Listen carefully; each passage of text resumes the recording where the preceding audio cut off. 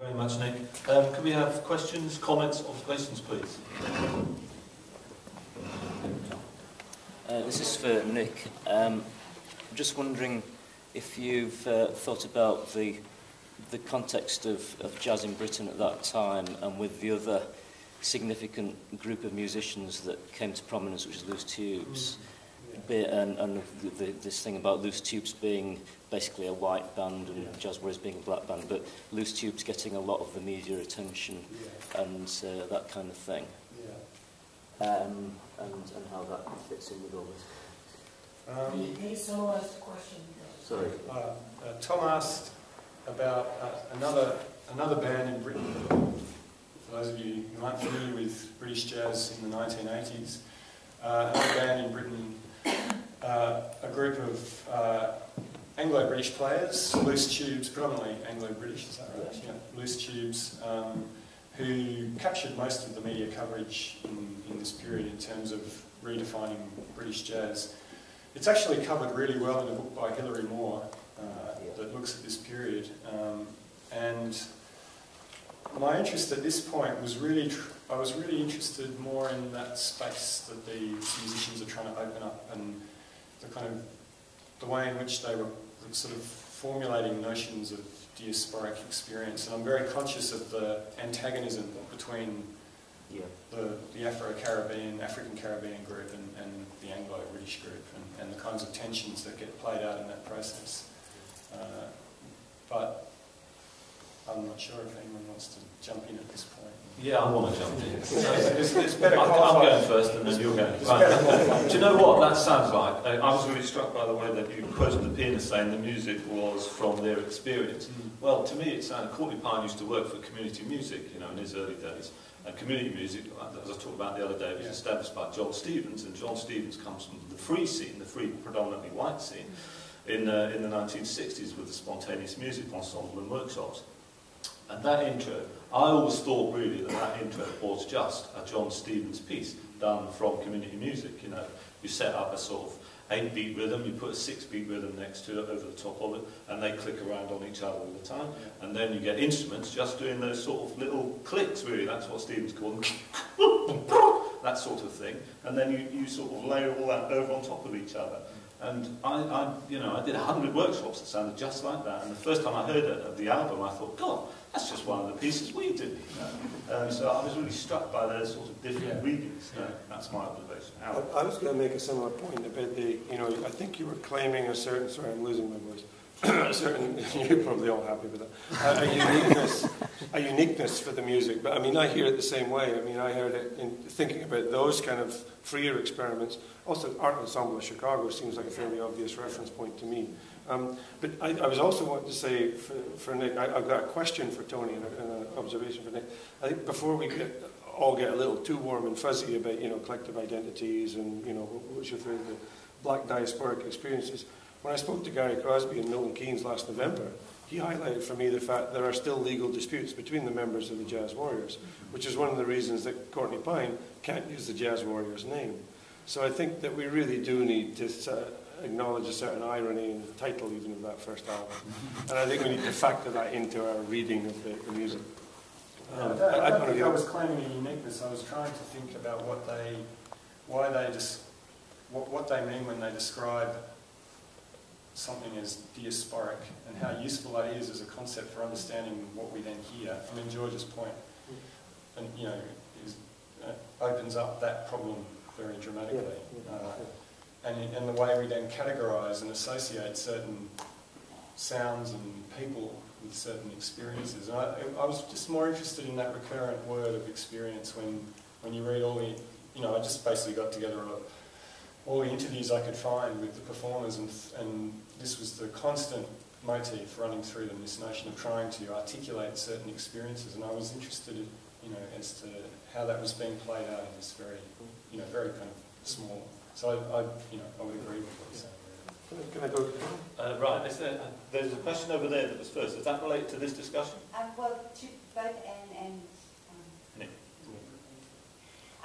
This is just a little comment about the Montmartre thing, but also about Jazz Warriors. I'll come back to it, which is the presence of the South African groups, in London at the time and in Copenhagen actually, because Ada was very important for Abdul Ibrahim. Those guys were in conversation all the time.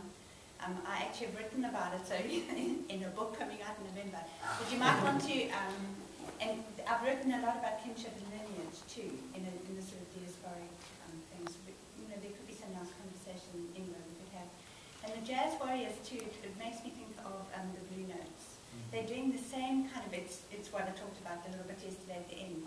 It's the same sort of blowing the boundaries. Even if it comes out of a model presented, but that's fantastic actually to get some sort of contextual depth for it.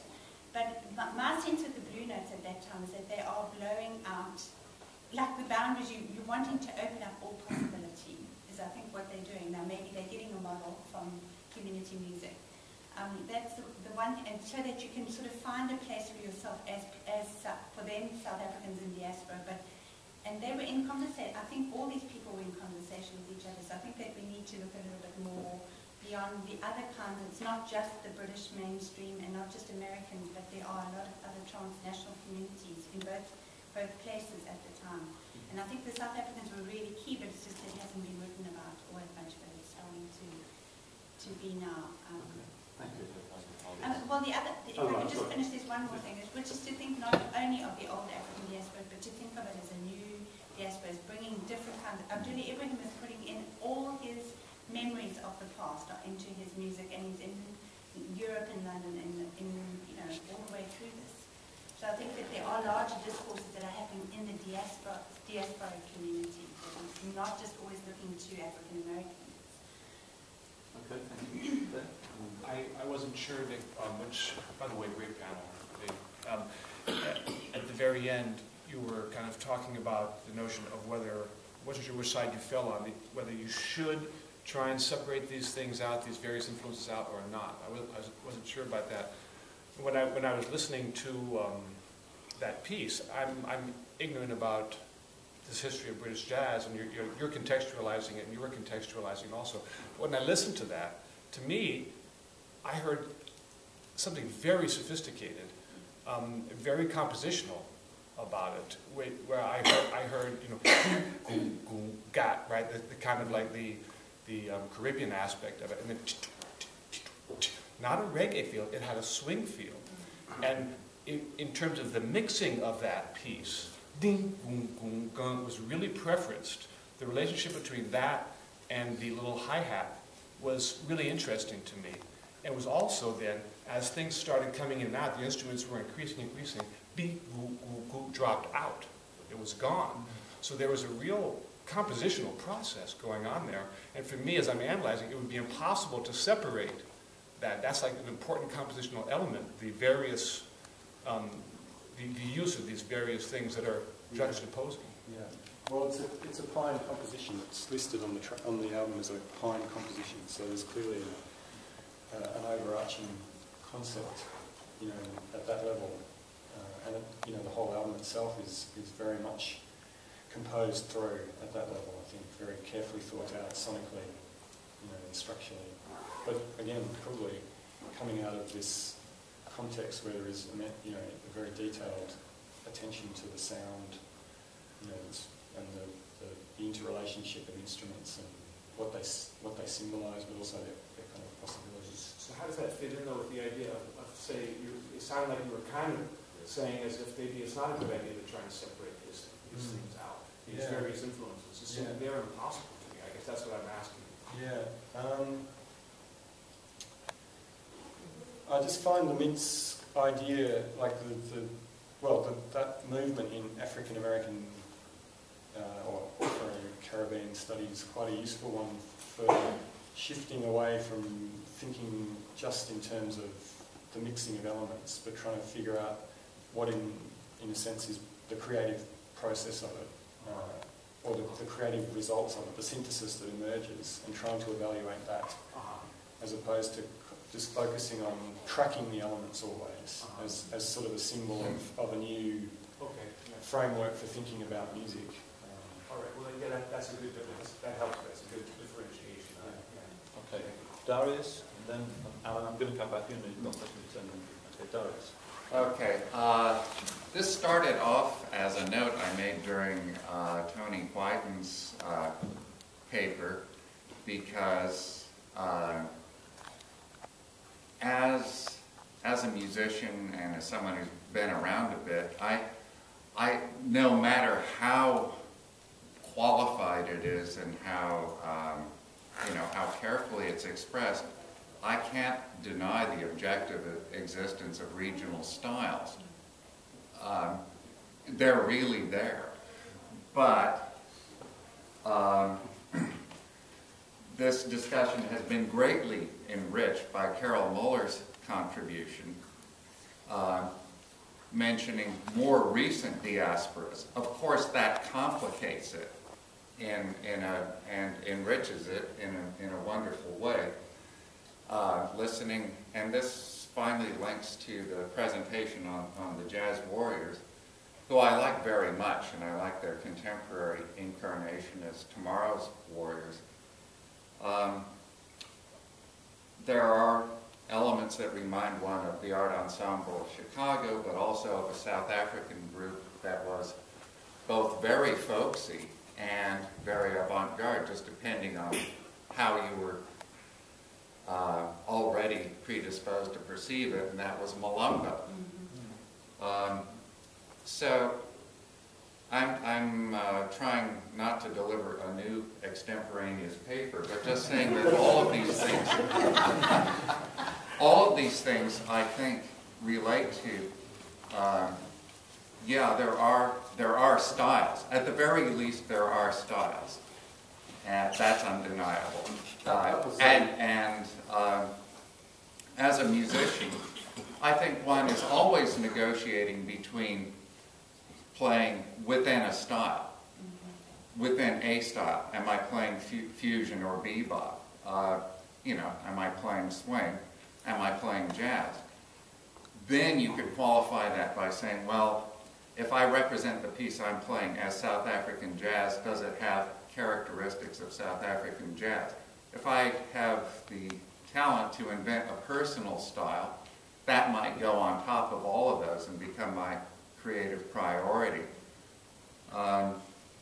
So I just really think that finally it comes down to a question of, if you're looking at regional characteristics, national characteristics, ethnic characteristics, if you're looking at serious artists, they're deciding for themselves to what extent they'll play within a style and to what extent they'll be defining the style for others, which finally comes back to Harold Muller's point about the Blue Notes, who brought South African jazz, but not in a generic sense, in a creative sense, to London, which significantly helped define the next wave of progressive British jazz.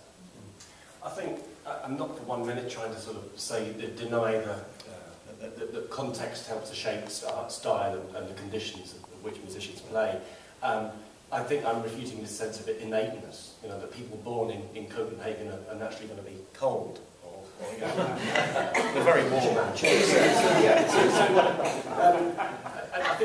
I think this is the problem with a lot of, and Alan, I think, summed this up yesterday as well, that even when we start talking about regional difference and localities and so on, that we can't help but fall back on national stereotypes. And I'm trying to kind of unpack that a little bit and sort of say, well, we need to go beyond that superficial reading of jazz, how different jazz styles and how they emerge, to maybe explaining the differences in sound in more sophisticated ways. I mean, the Nordic example is key. I mean, all of the festival organisers, the politicians and so on, describe the Nordic sound as a construct. They are happy with this because it's basically helping to promote Norway as a cultural export. And so there's almost a commodification of Nordic sound, a commodification of whiteness. So I think it actually in response to Ron's, the hot commodity, it's almost the white, the cold commodity. We can talk about Norway, in the So, I think there's a lot of actually packaging and selling whiteness, or this degree of purity. We talk about ECM as well as a label, and how it has a key role in shaping and creating this particular sound. It doesn't necessarily have anything to do with place. but it's invoking this imaginary space that is this kind of primitive Scandinavia. And so I think I'm not denying that local conditions help to shape styles and musicians thrive in those circumstances, but we need to go beyond just the pure cultural stereotyping in order to explain them. Okay. Does that make sense? Yeah. Okay. Alan, and then over there. Tony, I would copyright cold commodity before I use it. That's really good. Authenticity, continuity, dignity. I'm kind of okay with those, but I'm not okay with authenticity, which I would always want to put in quotes. But I'm wondering if why stop at that list? I mean, I would think there are many other keywords we might want to land on to think about national identities. I was intrigued by Pine's statement of his understanding of his own hybridity, which is then, followed by Nicholson's rather bizarre statement of nationalism. And it was just a few months ago, for reasons I fail to remember, I read Eric Hobsbawm's collection of lectures, Globalization, Terrorism and Democracy, I think it's called. And he makes a really interesting point in there about the way in which the nation state is less and less what people are prepared to die for. And he said you can't really, First World War, Second World War, yes, okay, people went and did that. Wars post-Second World War started to get much more complicated. And now, of course, people are they're still prepared to die for things, and sadly they seem to be doing it every day, but they're dying for religious issues, tribal issues, kinship issues, cultural issues. And that then made me think that if my paper yesterday was a kind of a nice critique rather than my other nasty Stanbridge critique of the project, this notion of national identities, everything you're saying, I'm hearing you're unpacking the notion of national identities. But I'm hoping that we don't get somehow paradoxically trapped within the notion of national identities in the process of unpacking them. I think, I mean, so, the whole premise of rhythm changes, I think, is not wanting to be in a position where it's either or. I think, and this was why I summarised that whole idea about, not only moving beyond, or not only understanding how national identity is framed in different ways, and it might be about relationship to nation state, it might be to do with religion or ethnic backgrounds or whatever. But also, so thinking about why it matters in what ways it plays out in different national settings, but then also opening it up to talk about, music across borders. So it was like that conversation yesterday with the panel. We keep sort of returning back to these almost like entrenched positions where even I think Prim was saying,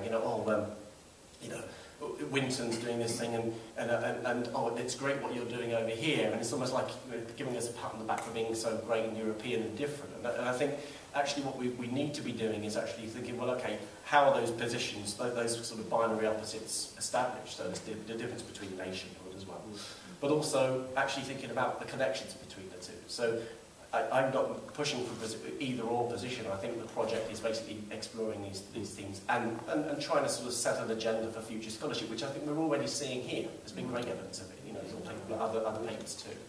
So okay, very last question, which is sorry. Yeah. Okay, we've just got the very last question. If it's going to be very short, please. Sure. Well, I piggyback on Alan. I'm just wondering, and what we're hearing from the panel is, if the conference theme is national identities, and you're sort of pointing out how not only they're constructed but destabilized, it seems like so many of the papers I'm hearing about aren't really about identity. They're about what we might call subjectivity of individuals, how they position themselves within these identity constructs, so that Dexter Gordon is not just an African American with some temporary expatriate identity. He's Dexter Gordon. What we're hearing about the jazz warriors are this hesitation to try to pull apart the influences, because really at the end of the day, I mean, even your quote from Courtney Pine, like so many of the quotes I've heard from literally every musician on every panel at this conference, at the end of the day is, I'm Courtney Pine. I have these multiple identities, but I don't fit snugly within any one of them, and I'm not simply some multicultural being. At the end of the day, I'm Courtney Pine. There's sort of so I'm wondering if the panel senses that kind of tension between the conference theme and the kind of more intimate on the ground experiences of these individuals. Okay, right. Very nice. Can I brief response from each, and then that's it. Okay. Yeah, I mean, my view, I think you're absolutely right about subjectivity, but artists are not just subjects; they are framed within their own sort of national settings. And when I've talked to, I've mentioned national jazz agencies, for example, that are geared towards promoting music within their particular country. Then musicians are used. Despite their subjectivities, for the purposes of ideology or the promotion of a national thing. And I think it was like Tim's question to the panel yesterday about why national terms matter, why national identity, why framing jazz in terms of the national matters. What does it say about a particular nation when narratives are written that place these subjects into these sort of stories? And I think we have been getting that, and perhaps there hasn't been as much of discussion of those kinds of underlying concepts as we perhaps would have hoped. But again, this is supposed to be agenda setting. So I've been delighted with what I've seen, but I think there is going to be another conference in a year and a half. So. Well, in terms of, I think one thing that is quite clear when we do talk about for such a person as Dexter Gordon is how much his subject position is also performative. I mean, hugely constructed. So when you say, well, he's not just some random, expatriate, he is Dexter Gordon, but when you say he is Dexter Gordon, you are then reiterating what he quite carefully constructed as a performative identity. And as a performer and as a performative identity, he went and utilized quite knowingly, and with this beautiful double voicing, all these like silly racial and national stereotypes. Yeah. So it does, that even the subject is still, as I say, framed and performed within those. Okay, that's great. Nick, do you have anything to say? You don't have to say. Right, I'm going to say one last thing, which is this. European national identities matter for this project because the European Commission has decided they matter. So there are other agencies above and beyond even national and jazz questions which have to do with compelling other discernment. Okay, thank you very much.